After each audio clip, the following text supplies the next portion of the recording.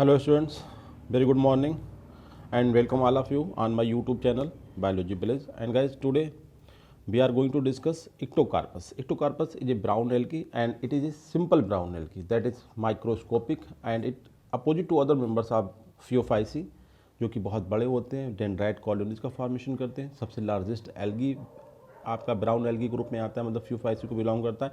इन सबके अपोजिट इक्टोकार्पस जो माइन्यूट मतलब microscopic eukaryotic multicellular filamentous. Multicellular सभी हैं इसके मेंबर्स, बट सबसे इंपॉर्टेंट पॉइंट है यहाँ पे माइक्रोस्कोपिक होना, इक्टोकार्पस का माइक्रोस्कोपिक होना गाइस।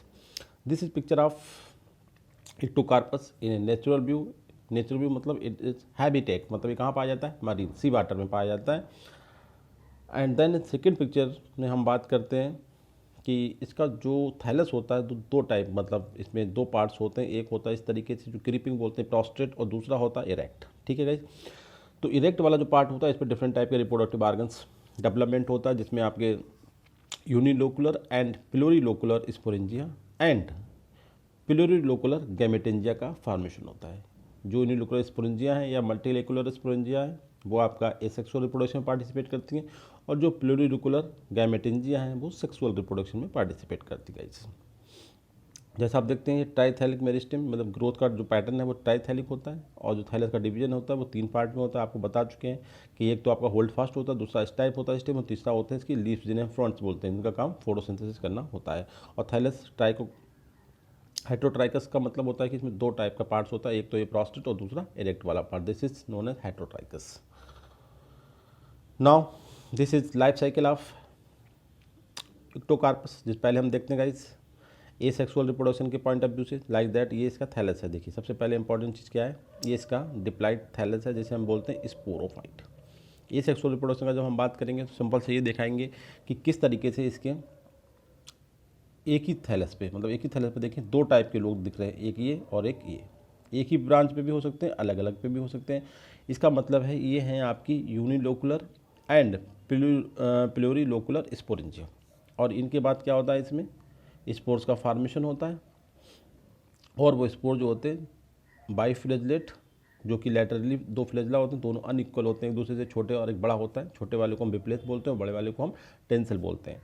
और ये क्या होते हैं, ये अपने फ्लेजला रिलीज होने के बाद अपने फ्लेजला को रिमूव कर देते हैं और एक सबसिस्टम से अटैच हो जाते हैं, एंड फिर जर्मिनेट होते हैं वहाँ पे किसके थ्रू, जर्मिनेशन ट्यूब के थ्रू, और न्यू स्पोरोफाइट का फॉर्मेशन करते हैं। This is way of simple asexual reproduction. In second picture life cycle में दूसरा पॉइंट देखते हैं किस तरीके से करता है।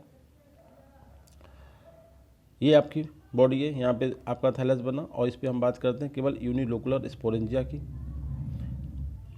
अब इसे हम यहाँ से देखेंगे गाइस, क्योंकि दूसरा पार्ट होता है। आपको सबसे इंपॉर्टेंट बात बताना है कि जो इक्टोकार्पस होता है गाइस, उसके एक ही थैलस में दोनों तरीके के फिलामेंट होते हैं, मतलब गैमेटोफाइट भी होता है और स्पोरोफाइट भी होता है। जो हैप्लाइड वाला फिलामेंट होता है उसे हम सिंपली गैमेटोफाइट बोलते हैं, और जो डिप्लाइड वाला फिलामेंट होता है उसे हम स्पोरोफाइट बोलते हैं। स्पोरोफाइट जो होता है वो एसेक्सुअल रिप्रोडक्शन में पार्टिसिपेट करता है, और जो गैमेटोफाइट होता है वो सेक्सुअल रिप्रोडक्शन में पार्टिसिपेट करता है। इसके लिए जो स्पोरोफाइट होता है गाइस, वो अपनी थैलस पे दो तरीके की बॉडी बनाता है, मतलब यूनिलोकुलर स्पोरेंजिया भी बनाता है और प्लोरीलोकुलर स्पोरेंजिया भी बनाता है। इसके अपोजिट जो गैमेटोफाइट होता है जो सेक्सुअल रिप्रोडक्शन में पार्टिसिपेट करता है गाइस, वो केवल आपकी प्लोरीलोकुलर गैमेटेंजिया का फॉर्मेशन करता है, जिसके अंदर जो होते हैं वो गैमीट बनते हैं। और वो गैमीट कैसे होते हैं गाइस, इसमें दोनों तरीके का सेक्सुअल रिप्रोडक्शन पाया जाता है, एनाइसोगैमस और आइसोगैमस। ओगैमस कंप्लीटली एब्सेंट होता है, तो वही पॉइंट दिखाना है कि आइसोगैमिट्स निकलते हैं, वो फ्यूज होकर गैमेटिक यूनियन करते हैं और डिप्लाइड जाइगोट का फॉर्मेशन करते हैं। वो जाइगोट क्या करता है गाइस, उसमें डेवलपमेंट होता है, और वो न्यू क्या करेगा, गैमेटोफाइट से स्टार्ट हुआ था तो स्पोरोफाइट बनेगा गाइस। फिर क्या होता है इसके अपोजिट, फिर स्पोरोफाइट वाली जो बॉडी होती है उसमें क्या होता है, उसके एक पोर्शन पे आपके स्पोरोफाइटिक प्लांट जो ये बाटा है, इस पर क्या होगा, यूनिलोकुलर स्पोरेंजिया का फॉर्मेशन, और उसमें आपके जू स्पोर जिन्हें हम बोलते हैं जू म्यू स्पोर्स, एंड देन वही उस तरीके से अपने फ्लेजला को रिमूव करके जर्मिनेशन करके गैमेटोफाइट का फॉर्मेशन करते हैं। This is simple way. आगे जब हम इसका थ्योरेटिकल लेक्चर पढ़ाएंगे तो आपको पूरा डिटेल अकाउंट देंगे। बस जो ओरिजिनल व्यू है वो यही है कि आपका एक सबसे इंपॉर्टेंट रखने वाली बात कि जो आपका थैलस होता है इक्टोकार्पस का, उसमें दोनों पार्ट्स होते हैं, मतलब एक ही थैलस में दोनों पार्ट होते हैं। हैप्लाइड वाला पार्ट उसे गैमेटोफाइट कहते हैं, मतलब गैमेटोफाइट जो होता है वो एक फिलामेंट सिंपल, और जो स्पोरोफाइट होता है वो भी सिंपल फिलामेंट होता है, बस प्लाइड ही डिफरेंस होती है। तो सेकेंडरी पॉइंट ये है कि जो स्पोरोफाइट होता है, डिप्लाइड होता है, वो ए सेक्सुअल रिप्रोडक्शन में पार्टिसिपेट करता है, कहने का मतलब स्पोर का फॉर्मेशन करता है, और जो गैमेटोफाइट होता है वो आपका सेक्सुअल रिप्रोडक्शन में पार्टिसिपेट करता है बाई प्रोड्यूसिंग गैमेट्स। नाउ अब हम बात करते हैं एक सिंपल क्वेश्चन के थ्रू कि इक्टोकार्पस के बारे में एक सेंटेंस है कि in which of the following is true statement about the Ectocarpus. Ectocarpus के बारे में सही बात क्या है, कौन सा स्टेटमेंट सत्य है। पहला पॉइंट है इक्टोकार्पस हैज़ रिलेटिवली स्मॉल सेल्स। जो इसकी सेल्स होती है, आपने देखा होगा इसकी सेल यूनिसेरिएट होती है, मतलब इस तरीके से फिलामेंट्स बनाती हैं। वो साइज में काफ़ी छोटी होती है, 10 to 30 माइक्रोमीटर की होती है, और यूनिसेरेट फिलामेंट जैसा भी हमने बनाया था can be grown into 2 dimension. 2 dimension का मतलब एक तो ऐसे ग्रो करता है जो प्रोस्टेट थैला का फॉर्मेशन करता है, दूसरा इस तरीके से ग्रोथ करता है जिसे हम इरेक्ट वाला पॉइंट कहते हैं। तो बिल्कुल सही स्टेटमेंट है गाइस, साइज का साइज जो है रिलेटिवली स्मॉल होता है, और जो यूनिसेरेट फिलामेंट होता है वो 2 डायमेंशन में ग्रोथ करता है। इट इज़ आल्सो बिल्कुल ट्रू का स्टेटमेंट। सेकेंड पॉइंट है प्रोटोप्लास्ट इज टोटीपोटेंट। टोटीपोटेंट और प्लोरीपोटेंट आपने सेंटेंस सुना होगा। इस प्लोरीपोटेंट का मतलब होता है कि एक सिंगल टाइप की सेल मल्टीपल टाइप की सेल का फॉर्मेशन कर सकती है, जबकि टोटीपोटेंट इसके अपोजिट की एक टाइप की सेल अपने ही टाइप की सेल का फॉर्मेशन करती है। तो protoplast is totipotent to produce individual thalli under appropriate culture condition. तो बिल्कुल बात है, इसमें प्लोरीपोटेंट जो प्रोटोप्लास्ट होता है वो नहीं होता, वो टोटीपोटेंट होता है, मतलब प्रोटोप्लास्ट अपने जैसे सेल का फॉर्मेशन करने में कैपेबल है। ना थर्ड पॉइंट है this cell the naked bell less ball, मतलब नेक्ड और बाल लेस जो सेल्स होती हैं इसकी वो यूज होती हैं in studies of cell wall generation. Role of cell wall in determination cell and transfection. Transfection हम बता चुके हैं कि किसी बायोलॉजिकल मटेरियल को किसी सेल के अंदर इंसर्ट कराने की जो अप्रोच होती है दैट नोन एज ट्रांसफेक्शन। तो कहने का मतलब अभी हमने बताया था कि इक्टोकार्पस बहुत सारी जगहों पे as a model organism use होता है। उसके बाद हमने बताया था कि आपको कि इक्टोकार्पस के जो गैमीट्स होते हैं वो भी आपके बहुत सारी जगहों पे मॉडल ऑर्गेनिज्म का काम करते हैं। अब हम तीसरी एक बात बता रहे हैं कि जो इक्टोकार्पस की सेल्स होती हैं, अगर उनकी सेल वाल को रिमूव कर दें, जो नेक्ड सेल होती है उसे भी हम as a study of the cell wall regeneration की स्टडी में उसे यूज़ करते हैं एज ए मॉडल ऑर्गेनिज्म। इसके अलावा role of cell wall in determination of cell and transfection, मतलब सेल वाल का क्या रोल है इन डिटर्मिनेशन ऑफ सेल की जो शेप उसे, और ट्रांसफेक्शन में कि कोई मटेरियल बाहर से अगर उसके अंदर इंटर करा तो उसमें सेल वाल का क्या रोल होता है गाइस। तो हम तीन एस्पेक्ट हमारे लिए वेरी इंपॉर्टेंट होगा इक्टोकार्पस के बारे में कि इक्टोकार्पस खुद एज ए मॉडल ऑर्गेनिज्म है, इक्टोकार्पस के जो गैमीट्स हैं वो भी मॉडल ऑर्गेनिज्म काम करते हैं, इक्टोकार्पस की सेल वाल भी एज ए मॉडल ऑर्गेनिज्म काम होती है। कितना यूजफुल है आप समझ सकते हैं इसकी। और डी स्टेटमेंट इक्टोकार्पस सिलिकोस, जो इसकी एक प्रॉपर स्पीसीज होती है Ectocarpus siliculosus, a small filamentous brown alga that is found in temperate coastal environment throughout the globe. Temperate का मतलब हुआ कोल्ड एरिया जो हमारे होते हैं, पूरी दुनिया के जो कोल्ड एरिया का जो ओशियन है उसमें इसके कोस्टल एनवायरनमेंट में ये एल्गी पाया जाता है। तो no doubt every statement is true. So guys correct answer आपका होता है ए। बड़ा इंपॉर्टेंट सेंटेंस है, बहुत सारी इन्फॉर्मेशन रखता है, थोड़ा सा लार्ज जरूर था बट वेरी इन्फॉर्मेशन। अब देखिए सिंपल सा क्वेश्चन है, what is the function of front in the brown algae. Front का मतलब क्या जो होता है, जो इसकी लीव्स होती ना, क्योंकि इसमें लीव्स होती डेवलप नहीं होती तो उन लीव्स लाइक स्ट्रक्चर को हम क्या बोलते हैं, फ्रंट बोलते हैं। तो इनका फंक्शन वही होगा जो लीव्स का होगा, मतलब क्या कि फोटोसिंथेसिस करना। तो करेक्ट आंसर क्या हो गया, फोटोसिंथेसिस करना। एंड इसके बाद जो रिजर्व फूड मटेरियल बनता है जिसका नाम होता है लेमिनारिन एंड मैनिटॉल, उसे ये स्टोर करते हैं। स्टेटमेंट थर्ड में हम बात करते हैं, काफ़ी टेक्निकल स्टेटमेंट है।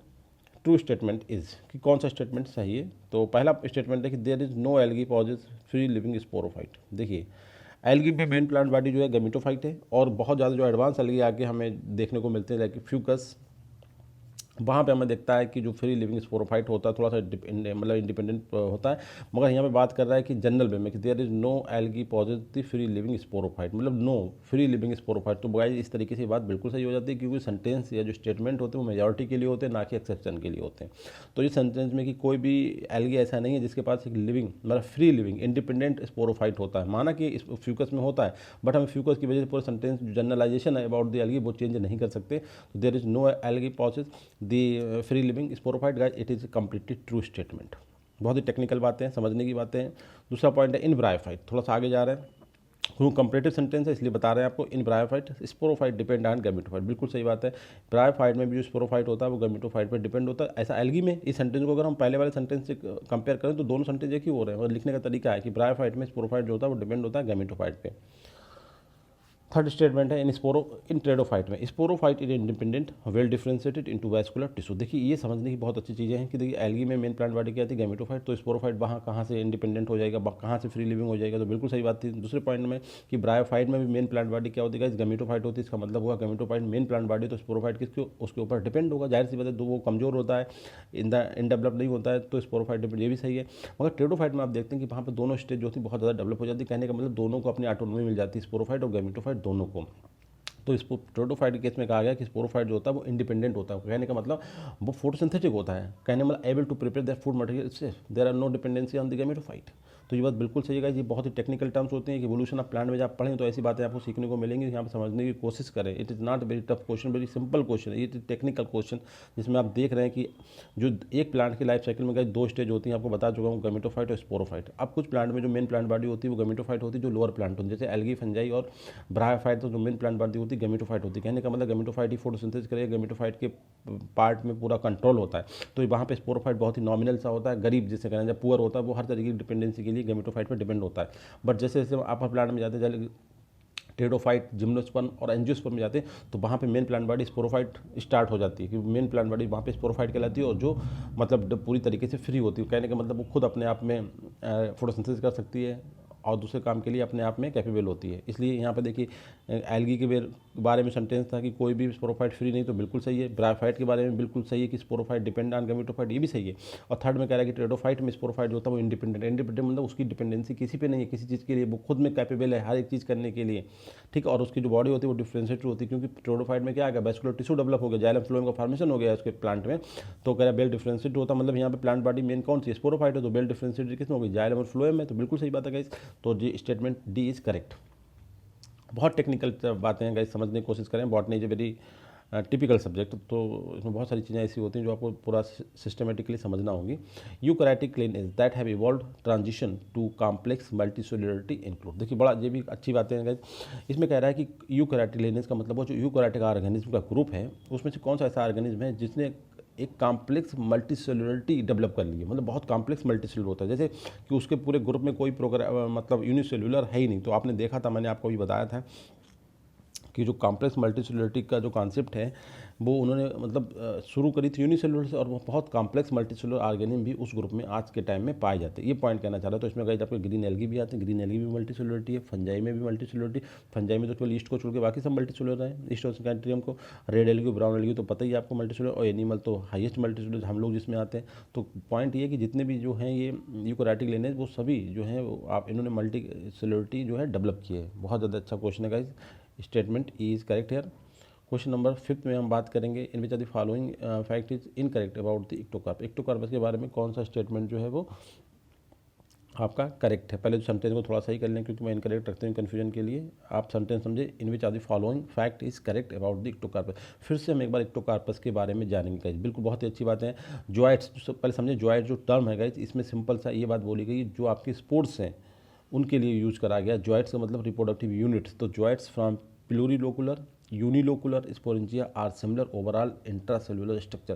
कहने का मतलब एक ही जो हमारा स्पोरोफाइट होता है, एक ही थैलेस पे जो फिलामेंट स्पोरोफाइट जिसे हम बोलते हैं डिप्लाइड है, उसके ऊपर दो टाइप की स्पोरेंजिया बनती हैं, यूनिलोकुलर और प्लूरिलोकुलर। दोनों में जो स्पोर्स बनते हैं गाइस उनमें ऊपर से देखने में कोई भी मतलब हमें डिसिमिलरिटी नहीं दिखेगी, मतलब ओवरऑल बहुत सिमिलर होते हैं, ठीक है, ये बात बिल्कुल सही है। बी स्टेटमेंट है Ectocarpus has also become a reference for studies of the mechanism underlying sexual differentiation during the haploid. आपको पता है कि जो सेक्सुअल रिप्रोडक्शन का जो सेक्स डिटर्मिनेशन होता है इक्टोकार्पस में वो हैप्लॉइड फेज में होता है, ठीक है। तो कहने का मतलब एक नई इन्फॉर्मेशन और दे रहा हूँ, 3 इन्फॉर्मेशन दे चुका था इसके बारे में, इक्टोकार्पस के रेफरेंस के बारे में, किसकी सेल वाल भी रेफरेंस यूज करी जाती है, इक्टोकार्पस खुद रेफरेंस यूज करा, इक्टोकार्पस के गैमेट रेफरेंस में यूज कर जाते हैं। अब एक बात और इन्फॉर्मेटिव है कि इक्टोकार्पस की स्टडी के लिए एज ए रेफरेंस, मतलब इस एल्गी को हम रेफरेंस मानते हैं। रेफरेंस का मतलब होता है कि स्टैंडर्ड किसके लिए, सेक्सुअल डिफरेंशिएशन की स्टडी के लिए, कि हाउ सेक्स डिफरेंस, कैसे करके मेल का फॉर्मेशन होता है, कैसे करके फीमेल स्पोर या स्पर्म का फॉर्मेशन होता है ड्यूरिंग द डेवलपमेंट, मतलब ड्यूरिंग हैप्लॉइड, क्योंकि हैप्लॉइड कंडीशन में एक्टोकार्पस में होता है। तो it is also used as a model organism to study the sexual differentiation during the haploid. मतलब हैप्लॉइड डायोसी का मतलब होता है इसकी हैप्लॉइड वो है मगर उसमें डायोसी डेवलप होती है, जैसे आपने सुना होगा इंडो रीडुप्लीकेशन का कॉन्सेप्ट। तो डायोसी का मतलब क्या होता है कि separate sexes in the haploid phase of the life cycle, ठीक है, ये से बोलते हैं डायोसिस। ये इक्टोकार्पस में पाई जाती है, हमने क्वेश्चन बना रखा है ऑलरेडी। इसके बाद C light absorption increases with water depth. बिल्कुल सही बात है, आपने देखा होगा जैसे जैसे मरीन वाटर की जो फोटोसिंथेसिस वाला क्वेश्चन में पढ़ाया था, जैसे जैसे हम डेप्थ में जाते हैं तो जो लाइट का एब्जॉर्प्शन होता है बढ़ता जाता है, क्योंकि कहीं अंदर लाइट उतनी तेज़ी से नहीं पहुँच पाती है, केवल कुछ लाइट जिनकी फ्रीक्वेंसी बहुत ज़्यादा होती है वो पहुँच पाती है। इसका मतलब जैसे डेप्थ बढ़ेगी लाइट का एब्जॉर्प्शन का जो रेट है वो बढ़ता चला जाएगा, क्योंकि वहाँ पर लाइट आसानी से नहीं पहुँच पाती है। ये बात भी सही है। और डी स्टेटमेंट है, both haploid and diploid plants are morphologically identical. कहने का मतलब सिंपल सा है कि जो थैलस होता है इक्टोकार्पस का, इस पर जो हैप्लाइड वाला है उसे बोलते हैं गैमेटोफाइट, और डिप्लॉयड है स्पोरोफाइट। तो ऊपर से स्पोरोफाइट और गैमेटोफाइट देखने में हमें कोई डिफरेंस नहीं पता चलेगा, क्योंकि दोनों एक से ही दिखाई देते, बस उनकी डिफरेंस उनकी प्लाइडी में होता है। तो पॉइंट वही है कि हैप्लाइड और डिप्लॉयड जो प्लांट्स होते हैं आर मार्फोलॉजिकली आइडेंटिकल होते हैं। बिल्कुल सही बात है। तो E statement all of the above is correct here regarding the Ectocarpus. Question number 6 में हम बात करते हैं, काफ़ी important and reproductive point of view से क्वेश्चन बहुत इंपॉर्टेंट है। देखिए, in which are the following statement is are correct about the joints. Joints भाई समझ सकते हैं जो गैमीट या जो स्पोर्स बने हैं उनके बारे में। Produce in unilocular and plurilocular spores, specially spores जो बने हैं म्यूजो स्पोर्स या जू म्यू स्पोर्स बोले, उनके लिए जॉइंट टर्म यूज करा जाता है यहाँ पे। तो कहने का मतलब ये है कि जो आपके स्पोर्स बन रहे हैं आपकी यूनिलोकुलर स्पोरेंजिया में और प्लूरिलोकुलर स्पोरेंजिया, उनके बारे में करेक्ट स्टेटमेंट क्या है। पहला है कि जो प्लूरिलोकुलर जो जॉइंट्स होते हैं या प्लूरिलोकुलर स्पोरेंजिया में जो स्पोर बनते हैं वो स्मॉलर होते हैं। गाइस हमने आपको बताया है, बिल्कुल कई बार बता चुका हूँ सेंटेंस, स्मॉलर होते हैं क्योंकि वो छोटे छोटे खानों में बनते हैं, छोटे छोटे कंपार्टमेंट में, तो उनका साइज छोटा होता है। ठीक, और एक सिंगल वाला यूनिलोकुलर में केवल एक बनेगा तो वो बड़ा सा होगा, सिंपल है ये। दूसरा पॉइंट है प्लूरिलोकुलर जॉइंट स्विम फास्ट। बहुत छोटे होने के साथ देखिए साइज जब छोटा होता है तो स्विमिंग में ज़्यादा आप एक्सपर्टाइज होंगे और बहुत जल्दी अपनी डायरेक्शन चेंज करेंगे। तो ये बात भी सही है, उन पर एनर्जी ज़्यादा होगी, छोटी बॉडी होती है जब। अच्छा, plurilocular joints process more secretory activity. छोटे होने के बावजूद उनके पास एक और क्वालिटी होती है कि वो सिक्रेशन बहुत है, जो केमिकल सिक्रेट करते हैं ना, वो उनके पास सिक्रेटरी एक्टिविटी ज़्यादा होती है। और डी स्टेटमेंट है plurilocular joints having nucleus attached with chloroplast. देखिए इस पॉइंट से अगर हम बात करें ना तो होता है जी, आपने देखा कि मोर रैपिड डायरेक्शन, कि बहुत जल्दी अपनी डायरेक्शन चेंज कर देते हैं। जैसे हमने देखो वाटर बॉडी में बहुत सारे जो छोटे छोटे कीड़े पकड़ते हैं बहुत जल्दी इधर मूव करते हैं, एक जिंगजॉग मूवमेंट करते हैं। तो कहने का मतलब जो प्लूरिलोकुलर जो स्पोर्स होते हैं उनका एक क्वालिटी ये होती है कि उनका जो न्यूक्लियस होता है वो क्लोरोप्लास्ट से अटैच होता है। अब क्लोरोप्लास्ट क्या गाइस, फोटोसिंथेसिस का पार्ट है। फोटोसिंथेसिस मतलब होती है यहाँ पे, फोटोसिंथेसिस मतलब कि यहाँ पे एनर्जी बनती है। एनर्जी जब इनके पास होगी तो गाइस वो जाहिर सी बात है उनका न्यूक्लियस जो कंट्रोल है वो बहुत अच्छा होगा, तो इसलिए उनके अंदर जो रैपिड चेंजेस इन डायरेक्शन की वाली क्वालिटी भी होगी। तो कहने का मतलब है वो जो एक्टिविटी इनके अंदर आएगी more rapid changes in direction में क्यों आई, क्योंकि यहाँ न्यूक्लियर क्लोरोप्लास्ट के संबंध बहुत ही घनिष्ठ होते हैं, बहुत ही क्लोज होते हैं। तो इससे एक क्वेश्चन आता है गाइस, आप सिस्टम को समझने की कोशिश करें तो ये पूरी आपको फिजियोलॉजी समझ में आएगी। और it is very important question है कि जो आपके एक इंपॉर्टेंट क्वेश्चन ये है कि जो आपके प्लूरिलोकुलर स्पोरेंजिया में जो स्पोर बनते हैं उनकी क्वालिटी, 4 क्वालिटी उनके बारे में जो कि आपकी यूनिलोकुलर स्पोरेंजिया में बनने वाले स्पोर से कंप्लीटली डिफरेंट है। जैसे कि प्लूरिलोकुलर वाले जो होते हैं वो साइज में छोटे होते हैं, बहुत तेज़ स्विमिंग करते हैं और अपनी स्विमिंग के दौरान अपनी जो डायरेक्शन होती है स्विमिंग की वो भी बहुत तेज़ी के साथ चेंज करते रहते हैं। उसके अलावा इसमें सिक्रेटरी कैपेसिटी बहुत तेज होती है, मतलब डिफरेंट साइड केमिकल का सिक्रेशन करते हैं। इसके बाद कह रहे हैं कि जिनका न्यूक्लियस होता है अंदर का, इंटरनल की बात करें तो इनका न्यूक्लियस क्लोरोप्लास्ट के बहुत ही करीब में होता है। इससे क्या फ़ायदा मिलता है, इससे फ़ायदा ये मिलता है जो एनर्जी का सोर्स होता है बहुत डायरेक्ट होता है इनके पास, क्योंकि न्यूक्लियस जो है कंट्रोल है पूरी सेल का, और वो जब क्लोरोप्लास्ट के पास है इसका मतलब कि वो फोटोसिंथेसिस के पास है, और photosynthesis way of food material formation. और फूड मटेरियल जब ज़्यादा बने तो उसमें जो रेस्पिरेशन की एक्टिविटी होंगी वो भी अच्छे होंगी, तो न्यूक्लियस का जो है एनर्जी रिच होगा, एनर्जी रिच होने की वजह से वो काफ़ी एक्टिव होगा। ठीक है, तो करेक्ट आंसर आपका होता है यहाँ पे डी, क्वेश्चन नंबर 6 का। क्वेश्चन नंबर 7 में हम बात करते हैं what is point of difference regarding the spores produced in unilocular sporangia and plurilocular sporangia. देखा जी, पहला वाला जो क्वेश्चन था आपने पढ़ा था क्वेश्चन नंबर 6, तो बहुत ही अच्छा क्वेश्चन था। उस क्वेश्चन में अगर आपने देखा तो उसमें आपने 4 पॉइंट पढ़े जो प्लूरिलोकुलर स्पोरेंजिया के स्पोर्स में थे, यूनिलोकुलर में नहीं थे। आप देखते हैं यहाँ पूछा कि कौन सा पॉइंट है जिसके बेस पे हम यूनिलोकुलर स्पोरेंजिया में और प्लूरिलोकुलर स्पोरेंजिया में बनने वाले स्पोर्स के बीच डिफ्रेंशिएट कर सकते हैं। देखिए वो चारों पॉइंट यहाँ पे उठा कर रख दें हम, और ये आलाप जब कर दें। जैसे कि साइज में डिफरेंस होता है, हमें बताया छोटे होते हैं, स्विमिंग स्पीड बहुत तेज होती है, बिल्कुल सही, इसमें डिफरेंस होता है। सिक्रेटरी एक्टिविटी बहुत तेज होती है, ये भी डिफरेंस है। और इनकी जो पोजीशन न्यूक्लियस के रिलेवेंस में क्लोरोप्लास्ट पोजीशन होती है वो भी एक डिफरेंस होती है, किसके कंपेयर में, यूनिलोकुलर की। गाइस तो वही 4 पॉइंट यहाँ पे डिफरेंस है, हमने डिफरेंस तो बताया। उधर वो क्वालिटी थी कि जब सिंगल क्वेश्चन था प्लूरिलोकुलर स्पोरेंजिया के बारे में, यहाँ पे डिफरेंस की बात करें तो वही क्वालिटी यहाँ पे पॉइंट ऑफ डिफरेंस बन जाएंगी। क्वेश्चन नंबर ई जो है इसका ये स्टेटमेंट सही है। अब हम बात करते हैं what is statement is correct about the release of जू स्पोर्स फ्रॉम द स्पोरेंजिया इन इक्टोकार्पस। देखिए बहुत इंपॉर्टेंट क्वेश्चन ये भी बनता है। दोनों टाइप की स्पोरेंजिया होती हैं, ठीक है। अब उन दोनों में अपने अपने स्पोर्स बनते हैं। स्पोर्स बनने के बाद दोनों का उन स्पोरेंजिया से रिलीज मतलब निकलने कैसे करके अपना न्यू प्लांट का फॉर्मेशन करेंगे, उनकी वो बोर्ड की निकलने का तरीका क्या है। तो यहाँ पर जो क्वेश्चन है वो निकलने रिलीज ऑफ जू स्पोर्स की बात कर रहा है कि वो कैसे करके डिफरेंट है यूनिलोकुलर में और प्लूरिलोकुलर स्पोरेंजिया में। तो पहला पॉइंट है कि जो way of release of meiozoospores, मतलब वो जूस्पोर्स समझ सकते हैं आप, इसमें कोई टिपिकल टर्म ना यूज करें। The way of release of zoospores in the unilocular and plurilocular sporangium are different. पहला पॉइंट ये कि दोनों में हाँ भैया डिफरेंट होता है, यूनिलोकुलर में अलग तरीके से निकलते हैं और प्लूरिलोकुलर में अलग तरीके से निकलते हैं, तो इसमें कोई डाउट नहीं है, सही स्टेटमेंट है। दूसरा पॉइंट है जूस्पोर रिलीज थ्रू जिलेटिनस मास फॉर्मेशन इन यूनिलोकुलर स्पोरेंजिया। देखिए जैसे ये स्पोरेंजिया है, ठीक है, ये स्पोरेंजिया है, तो इसमें से ये क्या करते हैं, जिलेटिनस मास का फॉर्मेशन करते हैं, इसमें स्पोर्स आ जाते हैं सब, यहाँ से निकल कहाँ आ जाते हैं, यहाँ पे आ जाते हैं, ये यहाँ पे आ जाते हैं जिलेटिनस मास में, एक जिलेटिनस मास का फॉर्मेशन हो जाता है, ठीक है, ये होता है यूनिलोकुलर में। और प्लूरिलोकुलर में क्या होता है, इसमें होता है सिंपल सा एक जो लैटरल या एपिकल टर्म पे जो प्लूरिलोकुलर स्पोरेंजिया लाइक दैट, ये स्पोरेंजिया आपकी इसमें लैटरल साइड में है, तो इस तरीके से थोड़ा सा वो हो जाएगा, या फिर इसके एपिकल साइड में एक पोर का फॉर्मेशन हो जाएगा, ऐसे करके वो निकल, कोई जिलेटिनस मास का फॉर्मेशन नहीं होगा। वेरी इंपॉर्टेंट पॉइंट है, ठीक है। और इस तरीके से आपका डी स्टेटमेंट इज करेक्ट है, ये बात बिल्कुल सही है। क्वेश्चन नंबर 9 में हम बात करते हैं एक बार फिर से sexual reproduction. Very important point है एक्टोकार्पस के बारे में, सेक्सुअल रिप्रोडक्शन के बारे में हम बात करेंगे कि सेक्सुअल रिप्रोडक्शन में किस तरीके से होता है, उसके बारे में आपको ये पता करना है कि कौन सा स्टेटमेंट गलत है, क्योंकि ट्रू तो हम बात करें ट्रू स्टेटमेंट कौन सा सही कौन सा है, तो हमें ये बात करना है। तो पहला पॉइंट है कि एक्टोकार्पस है separate mail and female gametophyte. बिल्कुल सही बात है, क्या गलत बात है? देखिए आपको मैंने बताया एक थैलस होता है, थैलस में प्रोस्टेट वाला पार्ट हो, इस पर बहुत सारे फिलामेंट होते हैं, जो इरेक्ट वाला पार्ट होता है, इसमें जो हैप्लाइड होता है वो गैमेटोफाइट कहलाता है, और जो डिप्लाइड होता है वो स्पोरोफाइट कहलाता है। ये बात तो सबको क्लियर है। अब कहने का मतलब है जो गैमेटोफाइट है उसमें क्योंकि मेल गैमेट और फीमेल गैमेट बनेगा तो वो एक ही थैलस बन जाते हैं दूसरे। तो गाइस यहाँ पे एक बात बताए ना, इसमें भी कुछ फिलामेंट होते हैं जो गैमेटोफाइट हैप्लाइड, ये भी हैप्लाइड है, ये भी हैप्लाइड है, मगर इसमें स्ट्रेन का फर्क है कि इसमें मेल गैमेट बनेंगे और इसमें फीमेल गैमेट बनेंगे। तो ये बात भी आपको ध्यान रखना है कि जो एक्टोकार्पस पे एक ही थैलस पे गैमेटोफाइट और स्पोरोफाइट भी होते हैं, और गैमेटोफाइट में भी मेल और फीमेल वाले फिलामेंट होते हैं। ये बात बिल्कुल सही है गाइस, करेक्ट आंसर आपका ए या डी, इसमें हमें बता करना है पहला पॉइंट जो है वो सही है, क्योंकि उन फिलामेंट में मेल गैमेटोफाइट और फीमेल गैमेटोफाइट भी होते हैं गैमेटोफाइट के अंदर। दूसरा पॉइंट है मेल एंड फीमेल गैमेटोफाइट जो होते हैं, male and female gamete produce by each sex and are flagellated. हाँ, दोनों गैमेट के थ्रू, चाहे फीमेल वाला गैमेट हो चाहे मेल वाला, दोनों के थ्रू क्या बनते हैं, मेल और फीमेल गैमेट का फॉर्मेशन होता है, और वो फ्लैजेलेटेड होते हैं। फ्लैजेलेटेड सिंपल बात, जैसे आपके उसके गैमेट्स होंगे वैसे ही वो टू फ्लैजेलेटेड, दोनों, एक छोटा और एक बड़ा, बिल्कुल नो डिफरेंस, ठीक है। Both male and female gamete are differ with respect to size, physiology, behaviour. Already हम ऊपर स्टडी कर चुके हैं, जैसे कि स्पोर्ट डिफरेंस थे वैसे आपके गैमेट में भी डिफरेंस है। गैमेट एक दूसरे से, मेल गैमेट और फीमेल गैमेट डिफरेंस किस में, साइज में, फिजियोलॉजी में और बिहेवियर में। बिहेवियर का मतलब कि जो रैपिड चेंजेस कर रहे हैं अपने मूवमेंट की। फिजियोलॉजी का मतलब उनका न्यूक्लियस और क्लोरोप्लास्ट के बीच में डिफरेंस हो सकता है। साइज का मतलब साइज छोटा बड़ा हो सकता है, मार्फोलॉजिकल देखने पर आइडिया हो जाएगा। तो ये गैमेट में पॉइंट देखने को मिलता है, मेल गैमेट और फीमेल गैमेट में। डी स्टेटमेंट है कि फीमेल गैमेट आर स्लाइटली बिगर, हमेशा जैसे आपने देखा होगा अंडा बड़ा होता है, इस तरीके से फीमेल गैमेट आर स्लाइटली थोड़ा सा बड़ा, सेटल सुनर, जैसे बड़ा होने के बाद जैसे रिलीज होगा बहुत जल्दी कहीं पे सेटल्ड हो जाएगा, एंड प्रोड्यूस करेगा ए फेरोमोन। एक फेरोमोन एक केमिकल सिक्रीट करेगा।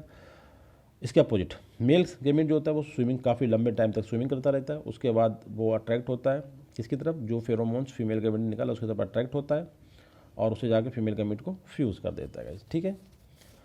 और e statement all of the, कहीं तो सभी स्टेटमेंट यहाँ पे सही हैं, बिल्कुल करेक्ट है। ये आपको पूरा समझने में लाइफ साइकिल बहुत ही आसानी क्वेश्चन करेगी कि दोनों मेल और फीमेल गैमेटोफाइट भी अलग अलग होते हैं, और मेल और फीमेल गैमेट में सेक्स दोनों गैमेट, मतलब मेल वाला फिलामेंट मेल गैमेट बनाएगा, फीमेल गैमेट वाला फीमेल गैमेट बनाएगा, और दोनों के पास फ्लैजेला होंगे, ठीक है। मेल गैमेट के पास फ्लैजेला होते हैं, फीमेल गैमेट के पास भी फ्लैजेला होते हैं, डिफरेंसेस भी होते हैं। क्वेश्चन नंबर 10 में बात करते हैं, both sporophyte and parthenosporophyte can produce themselves asexually by production of mitospore. देखिए माइटोस्पोर्स का मतलब क्या है कि जो माइटोसिस के थ्रू बने उन्हें हमने माइटोस्पोर बोला। क्वेश्चन को समझिए, बोथ स्पोरोफाइट और पार्थिनोस्पोरोफाइट। देखिए स्पोरोफाइट बनना तो एक सिंपल सा है कि नॉर्मल वे में स्पोरोफाइट अपना रिप्रोडक्शन करता है सेक्सुअल, और न्यू स्पोरोफाइट बन जाता है, ठीक है। गैमेटोफाइट के थ्रू जब आप बनाते हैं तब भी स्पोरोफाइट बनता है, जैसे हमने पिक्चर में आपको दिखाया था अभी।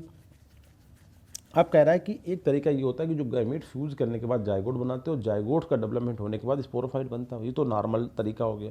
कभी कभी क्या होता है गाइस, एक्टोकार्पस में गैमेट जब फ्यूजन के टाइम आता है तो एक गैमेट फ्यूज होने से रह जाता है, और वो फ्यूज़ वाला गैमेट जो फ्यूज़ नहीं हो पाया वो एक अनदर मेथड जैसे हम बोलते हैं पार्थिनोजेनेसिस, उसके थ्रू डेवलप करके एक स्पोरोफाइट का फॉर्मेशन करता है, जिसे हम बोलते हैं पार्थिनोस्पोरोफाइट। अब देखिए एक बात यहाँ पे सिंपल बना स्पोरोफाइट, 2 गैमीट थे एक्स एक्स, तो ये कैसा होगा, डिप्लॉइड होगा। ठीक है, और जब जो गैमीट फ्यूज होने से रह जाता है वो डायरेक्टली पार्थेनोजेनेसिस के थ्रू भी स्पोरोफाइट बनाएगा, जिसे हम बोलेंगे पार्थेनोस्पोरोफाइट। तो देखिए हैप्लॉइड गैमीट है तो जो पार्थेनोस्पोरोफाइट बनेगा वो कैसा होगा, वो भी हैप्लॉइड होगा। पॉइंट पहले तो ये समझ लें। अब कह रहा है कि both sporophyte and parthenosporophyte can reproduce themself, reproduce करते हैं, ये भी रिप्रोडक्शन करता है, ये भी रिप्रोडक्शन करता है, ये सेक्सुअली बाय प्रोडक्शन ऑफ माइटोस्पोर्स इन। तो कहने का मतलब इन दोनों पर स्पोरेंजिया का डिफरेंस बताना है। दोनों पे प्लूरिलोकुलर स्पोरेंजिया बनेगी, यूनिलोकुलर स्पोरेंजिया बनेगी, बोथ न। कहने का मतलब है कि एक तो नॉर्मल से बना और एक स्पेशल मेथड से बना हुआ, कि दोनों पे मतलब दोनों टाइप की स्पोरेंजिया बनेगी नहीं बनेगी गाइस, तो इसमें कोई डिफरेंस नहीं है, दोनों पे दोनों टाइप की स्पोरेंजिया का फॉर्मेशन होगा। करेक्ट आंसर आपका मतलब नहीं, इसमें एक आपको बहुत ध्यान रखना पड़ेगा, क्योंकि एक देखिए डिप्लाइडी और हाइप्लाइडी का तो डिफरेंस इनमें है कि जो स्पोरोफाइट है वो डिप्लाइड है और जो पार्थेनोस्पोरोफाइट है वो आपका हैप्लाइड है। तो इनमें सिमिलरिटी नहीं हो सकती on the production of the spores या स्पोरेंजिया। तो कहने का मतलब है जब ये सेक्सुअल रिप्रोडक्शन करेंगे, जो अपने माइटोस्पोर्स का जो प्रोडक्शन करेंगे वो केवल प्लूरिलोकुलर स्पोरेंजिया में होगा, यूनिलोकुलर स्पोरेंजिया में नहीं होगा। सिंपल सा मीनिंग है आपका, जो करेक्ट स्टेटमेंट है वो आपका है ए, कि कहने का मतलब है यहाँ पे जो स्पोरोफाइट हैं आपके डिप्लॉयड वाले और पार्थेनोस्पोराइट जो हैप्लाइड है, ये केवल आपके एक ही टाइप की स्पोरेंजिया बनेंगे, जिसे हम बोलेंगे प्लूरिलोकुलर स्पोरेंजिया। करेक्ट आंसर आपका 10 का ए। यूनिलोकुलर स्पोरेंजिया यहाँ पे नहीं बनेगी। वेरी इंपॉर्टेंट क्वेश्चन, आपको ध्यान रखना है ये क्वेश्चन, और ये अच्छा क्वेश्चन है कि स्पोरोफाइट और पार्थेनोस्पोरोफाइट जब ए सेक्सुअल रिप्रोडक्शन करते हैं तो माइटोस्पोर का फॉर्मेशन करते हैं। वो माइटोस्पोर कहाँ बनते हैं, प्लूरिलोकुलर स्पोरेंजिया बनते हैं या यूनिलोकुलर बनते हैं। तो गाइस आपका आंसर है केवल प्लूरिलोकुलर स्पोरेंजिया बनेंगे। क्वेश्चन नंबर 11 में हम बात करते हैं, बहुत सारी बात हमें इस पर डिस्कस करा, एक बार फिर से डिस्कस करते हैं। मैनिटॉल जो इनका रिजर्व फूड मटेरियल होता है एक्टोकार्पस में, उसके बारे में कुछ सेंटेंस हैं, देखिए। It is effective and safe medicine listed in WHO list of essential medicine. बहुत ही अच्छी बात है जिसमें समझने के बार बार हम स्टडी करते हैं, कुछ ना कुछ हमें नया मिलता है। मैनिटॉल जो है वो बहुत ही इफेक्टिव और सेफ मेडिसिन है, और WHO की जो लिस्ट ऑफ एसेंशियल मेडिसिन है उसमें ये लिस्टेड है मैनिटॉल।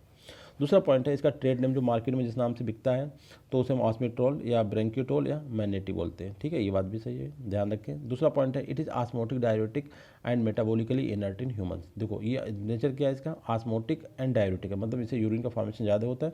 दूसरा, अगर ह्यूमन बॉडी में चला जाए ये मेडिकली तो ये इनर्ट है, इसका कोई नुकसान नहीं होता है। ठीक, ना नेगेटिव ना positive. It is naturally occurring alcohol found in vegetable. ये जो होता है कोई ये नहीं कि मैनिटॉल ब्राउन एल्गी बनता है, ये हमारी जो वेजिटेबल्स होती हैं उनमें भी नेचुरली अकरिंग अल्कोहल के फॉर्म में होता है, जैसे सार्बिटॉल होता है वैसे मैनिटॉल होता है, कोई प्रॉब्लम नहीं है गाइस। ये करेक्ट आंसर आपका ये। क्वेश्चन नंबर 12 में हम बात करते हैं। In the following question a statement of assertion is followed by the statement of reason, mark the correct one. देखिए दो असर्शन और रीजन आप समझते होंगे, एक रीजन असर्शन होता है, दूसरा उसका रीजन होता है। असर्शन क्या है, ब्राउन एल्गी बेरी उनका जो कलर है वो ओलिव ग्रीन से ब्राउन कलर के होते हैं, ये बात सही है, बिल्कुल सही बात है। दूसरा इसका जो रीजन बता रहा है वो है कि fucoxanthin is responsible for colour variation in the brown algae, बिल्कुल सही बात, ये भी हमने पढ़ा है, बहुत सारा सिंपल क्वेश्चन है गाइस। तो इसका आंसर ये होगा इसमें कि आपका ए वाला जो स्टेटमेंट है वो इसमें ये बताता है कि बोथ असर्शन और रीजन जो सही है, दोनों सही हैं, और रीजन जो है वो आर मतलब ये है जो ए का जो सही वजह भी यही हो, तो आर जो reason is correct explanation of the assertion. Guys बिल्कुल सही बात है कि इनका olive green to brown colour इनका कलर होता है, और कलर के जो रिस्पॉन्सिबल पिगमेंट होता है फिकोजेंथिन होता है, जो एक टाइप का जेंथोफिल होता है, हमने बताया था। जो इसके अंदर मेन पिगमेंट होते हैं वो क्लोरोफिल ए और क्लोरोफिल सी होते हैं। फिकोजेंथिन क्या करता है, इन दोनों कलर को कवर किया रहता है और अपना कलर प्रोवाइड करता है, जिसका नाम होता है olive green to brown colour. ठीक है, तो ये रिस्पॉन्सिबल कौन है, करेक्ट आंसर आपका ए। क्वेश्चन नंबर 13 में हम बात करते हैं, बड़ा इंपॉर्टेंट क्वेश्चन है गाइस, देखिए। सर्टेन मैरीन ब्राउन एल्गी और रेड एल्गी, सर्टेन को निश्चित सब नहीं, produce large amount of हाइड्रोकोलाइड्स। Hydrocolloid ऐसे सब्सटेंस होते हैं जो केमिकल जो वाटर को अंदर अपने एब्जॉर्ब कर सकते हैं, होल्ड किए रहते हैं, उन्हें हाइड्रोकोलाइड बोला जाता है। अब इनने बोला है, जैसे बोला है सर्टेन ब्राउन एल्गी और रेड एल्गी, और अंदर वर्ड है रेस्पेक्टिवली, तो आपको उसी तरीके से आंसर भी देना है कि ब्राउन एल्गी वाला पहले केमिकल आएगा और रेड एल्गी वाला बाद में आएगा। ठीक है, ऐसे कुछ केमिकल सीक्रेट उन्होंने answer fill in the blanks में, which are use commercially as thickener and stabiliser. ये जनरल क्वालिटी है, चाहे थिकनर पहले कर लो चाहे स्टेबलाइजर का पहले कर लो। ठीक है, जो केमिकल सीक्रेट करती है वो इंडस्ट्री में एज ए थिकनर और स्टेबलाइजर यूज करे जाते हैं। तो पहले ब्राउन एल्गी का बताना है, फिर रेड एल्गी का बताना है, क्योंकि रेस्पेक्टिवली टर्म लगा, ये क्वेश्चन में ध्यान रखना पड़ेगा, नहीं तो आपका क्वेश्चन गलत भी हो सकता है। आपने रेड एल्गी वाला इधर कर दिया जल्दी में और मैरीन वाला इधर कर, ब्राउन वाला इधर कर दो, गलत हो जाएगा। ठीक है, लिखा हुआ है रेस्पेक्टिवली, मतलब मैरीन एल्गी कौन सा करता है आपको पता है, एल्जिन होता है, और रेड एल्गी कैराजिनान हो। तो पहले आंसर हमें तो ठीक लग रहा है, करेक्ट आंसर आपका 13 का ए गाइस, ध्यान रखना है, वेरी इंपॉर्टेंट है, क्योंकि कैराजिनान जो होता है वो आपका रेड एल्गी का होता है, इससे गलत हो जाएगा। और मैनिटल ब्राउन उल्टा हो जाएगा। इधर एल्जीनिन जो होता है सही है, मगर सुक्रोज इधर रेड एल्गी में सुक्रोज जो इंडस्ट्री में नहीं यूज होता है ना, सुक्रोज बनता है, बाद में मैनिटल बनता है। ग्लूकोज और इसकी तो बात ही ना करो। तो करेक्ट आंसर आपका जो होता है ए। क्वेश्चन नंबर 14 में हम बात करते हैं लैमिनारिन एंड मैनिटोल जो कि रिजर्व फूड मटेरियल है ब्राउन एल्गी की, वो रियल में हैं क्या? लिपिड्स हैं, कॉम्प्लेक्स कार्बोहाइड्रेट हैं, प्रोटीन्स हैं या लिप प्रोटीन्स हैं? तो बहुत सबको पता है ये तो कॉम्प्लेक्स पॉलीसेक्राइड्स मतलब कार्बोहाइड्रेट के वर्जन्स होते हैं प्रोटीन का। Answer B. क्वेश्चन नंबर 15 का हम देखें, बड़ा सिंपल सा क्वेश्चन है। Brown algae are quite common in, brown algae हमने देखा जो हम बात कर रहे हैं वो कहाँ पाए जाते हैं? हमने तो फ्रेश वाटर बॉडी में देखा है, या ट्रॉपिकल में, टेम्परेट में, या ए एंड बी। तो आपने देखो ए तो कभी नहीं हो सकता फ्रेश में तो एक दो स्पीसीज हो सकती है, वरना हम कंसिडर नहीं करते हैं इसे। टेम्परेट सी वाटर में पाए जाते हैं ये तो आपको बस वही बात आ जाती है कि जब ऑप्शन ए और बी का है तो थोड़ा सा सोचना जरूर पड़ेगा गाइस। क्यों? क्योंकि हमारे लिए एक इंपॉर्टेंट चीज़ ये है कि जो ब्राउन एल्गी होते हैं क्वाइट कॉमन, एक क्वेश्चन को समझने की कोशिश करें कि ये कहाँ पे पाए जाएंगे। आपके टेम्परेट सी वाटर में हमने देखा यूनिवर्सल ट्रूथ है, टेम्परेट सी वाटर पाए जाते हैं, मगर ये भी नहीं है कि इनके कोई भी species fresh water, tropical water में या फिर तीनों में जॉइंट आंसर मिल सकता है। मगर यहाँ पे क्वेश्चन को जैसे लिखा है कि क्वाइट कॉमन, मतलब एक इस टर्म से आंसर चेंज हो गया, वरना तो आंसर इसे भी हम कंसिडर कर सकते थे, ए एंड बी वाला भी कंसिडर कर सकते थे। ट्रॉपिकल सी वाटर में खैर ये नहीं होते हैं, ये तो गलत है, इसलिए ए भी गलत होता है। तो आंसर करेक्ट हो गया आपका सी, टेम्परेट सी वाटर में पाए जाते हैं। क्वेश्चन नंबर 16 में हम देखते हैं brown algae characterize by the presence of. देखो सबसे इंपॉर्टेंट क्वेश्चन है, ब्राउन एल्गी कैरेक्टराइज तो आपको पता है फाइकोरेथिन रेड एल्गी में, फाइकोसानिन ब्लू ग्रीन एल्गी में, हेमेटोकोरम आपका क्लेमाइडोमोनास की एक दो स्पीसीज पाया जाता है। बच्चा क्या फ्यूकोजेंथिन, सबसे इंपॉर्टेंट पॉइंट है ये, जो इसके लिए कलर के लिए रिस्पॉन्सिबल है, olive green to brown colour. Question number 17 का हम बात करते हैं कि incorrect character of brown algae. Brown algae का जो इनकरेक्ट करेक्टर उसे हमें आइडेंटिफाई करना है। तो देखिए presence of chlorophyll a and b, नहीं भैया ये तो ग्रीन एल्गी में होती है। It remain attach to substratum, ये भी नहीं, फ्लोटिंग भी होते हैं। Presence of chlorophyll a and c, हाँ क्लोरोफिल ए एंड सी का इसे ये हटाइए, क्लोरोफिल ए एंड सी ये करेक्टर है सही। इनकरेक्ट पहचानना है, ये इनकरेक्ट पहचानना है, तो गलत ये तो पहले समझे बात को। इनकरेक्ट का मतलब होता है कि जो गलत है, तो सबसिस्टम तो अटैच होते हैं, इनके अंदर होल्ड फास्ट होता है, क्लोरोफिल ए एंड सी होता है, फ्यूकोजेंसिन की प्रेजेंस भी होती है। तो ए और बी जो होता है ग्रीन एल्गी करेक्टर का, ये जो है इनकरेक्ट है, यहाँ पे करेक्ट आंसर आपका ए है। क्वेश्चन नंबर 18 में हम बात करते हैं which are the following pigment are found in brown algae. तो आपको फिर वही क्वेश्चन रिपीट हो गया, ब्राउन एल्गी में क्लोरोफिल ए और सी होता है गाइस, ठीक है। अब मगर देखिए यहाँ पर जल्दबाजी ना करें, हमेशा मैंने जैसे गलती ऐसे मैंने आपको पूरा आइडिया दिया, पूरा देखें question. Chlorophyll A C and fucoxanthin correct answer होगा गाइस, यहाँ पे फ्यूकोजेंथिन इंपॉर्टेंट है, ठीक है। क्लोरोफिल ए सी के अलावा फ्यूकोजेंथिन यहाँ पर बहुत ज़्यादा इंपॉर्टेंट है। ये पिगमेंट इन दोनों के कलर को मास्क किया रहता है, इतना इंपॉर्टेंट होता है, इसलिए इसका कलर बनना, ये कलर अगर डोमिनेंट हो तो कलर ग्रीन होता, ये कलर यहाँ पे प्रीडोमिनेंट कलर है, तो इसका ग्रीन कलर कैसा नहीं, ब्राउन कलर कहलाता है, ओलिव ग्रीन टू ब्राउन। तो गाइस करेक्ट आंसर आपका क्या होता है 18 का सी। क्वेश्चन नंबर 19 में बात करते थे body of brown algae differentiated. बहुत बार बता चुके गाइस, 3 पार्ट में डिवाइड होता है, टाइकोथैलिक होता है, इसका होल्ड फास्ट होता है, स्टाइप होता है, फ्रंट होता है। तो ये 3 पार्ट में डिवाइड होता है, करेक्ट आंसर क्या होगा ऑल ऑफ दी, तीनों इसके पार्ट हैं। क्वेश्चन नंबर 20 में बात करते हैं cell wall of the brown algae made up of. आपको बता दिया इनर वाल हमेशा सेलुलोज की होती है, और बाहर वाली जो होती है वो हाइड्रोकोलाइट्स होते हैं उसमें, जिसमें आपका कह सकते हैं एल्जिन वगैरह होता है। तो करेक्ट आंसर क्या होगा सी, स्टार्च यहाँ पे नहीं होता है, ना पेप्टाइडोग्लाइकन नहीं होता, ना काइटिन होता है, काइटिन तो फंगल में होता है। So guys, thank you very much, and in last I say to all, please do subscribe my channel if you really like this video, and keep sending your valuable comments, suggestions and feedback for my channel. So thankful all of you. Please subscribe, like, share. Thank you very much.